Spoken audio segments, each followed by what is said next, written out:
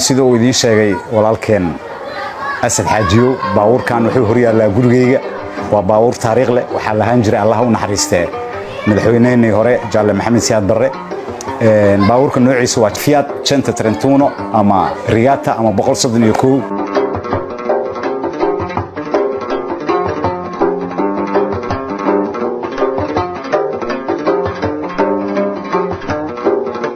baabuurka ugu horeeyay oo proof way xabad ma karta la yiraahdo arko ahaa in ka hor laakiin ka hor qof sheegayo oo Soomaaliyana ma maqal waxaan jeclahay inuu yahay baabuurka ugu horeeyay oo proof oo la keenay dalka inuu asaga yahay dadka reer magaalka maana qof walbana ma aqoonin oo baabuur badan oo noociisa jirtay oo janta Trento una Regattada ahayd